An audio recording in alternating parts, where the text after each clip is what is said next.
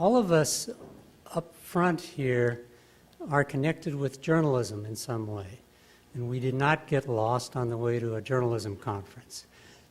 We're here in part because of an informal but close and productive relationship that the comm department here has with the University of Washington Global Health Department.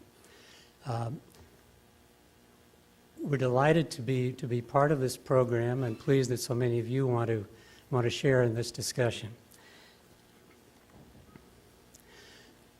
I want to take just a moment to talk about the communication department. If you in any way kind of track what's happening to journalism education around the country, you're going to be aware that many so-called traditional journalism programs are in trouble partly because of the rapid change in the industry that we serve by training, educating their students who go to work for them. The communication department here several years ago began a transformation that moved it inadvertently toward this collaboration with global health. So 15 years ago, we started training our students about mental health, and very specifically traumatic injury and how it affects people in the news as well as the journalists who cover these incidents. 5 years ago, we began to introduce courses in public health issues related to news coverage. And three years ago, we enhanced that preparation. We have an aggressive master's program in communication through what we're going to call digital media or new media, the kinds of communication that rapidly replacing or at least supplementing the traditional media that we're all familiar with. So it was a comfortable place to be when global health became an opportunity to ally our activities with the mission of informing the public better about health issues.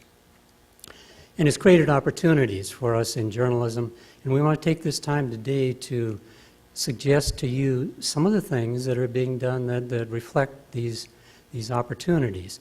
The chance to take advantage of the change in media, which to some looks gloomy and dismal, but to others presents tremendous chances to provide new ways of informing the public about health, global health, and local and global connections in health.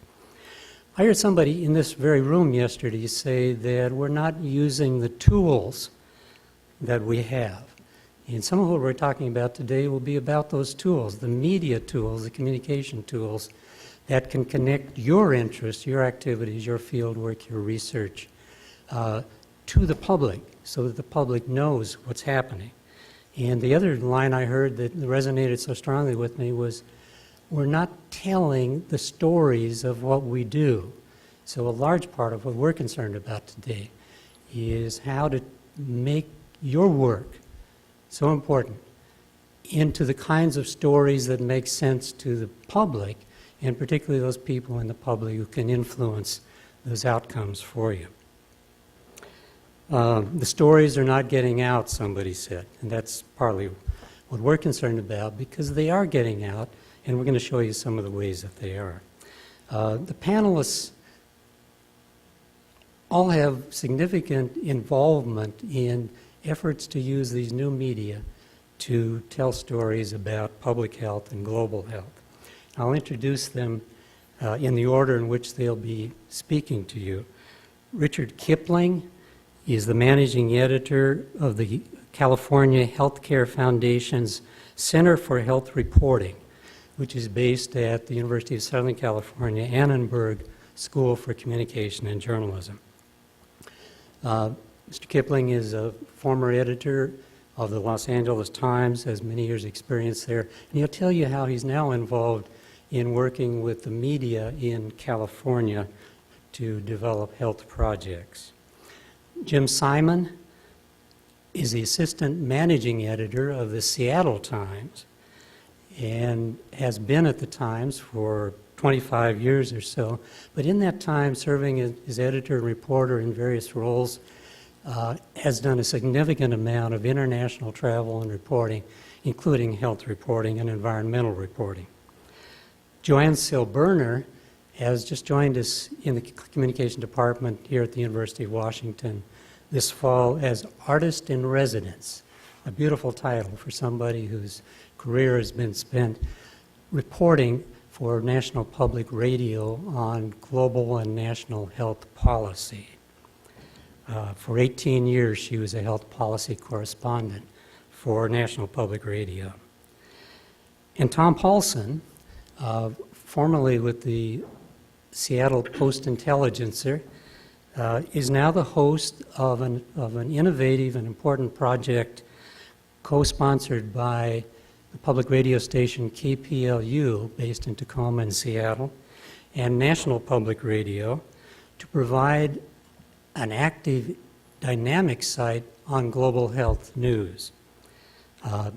He'll show you that and talk about it. It's called humanosphere.org. And before his joining KPLU, Tom was a science and medical reporter at the Post-Intelligencer. So we're each going to talk for about 10 minutes or so, and then we'll give you a chance to talk back to us about questions and issues around communication of global health. Richard Kipling.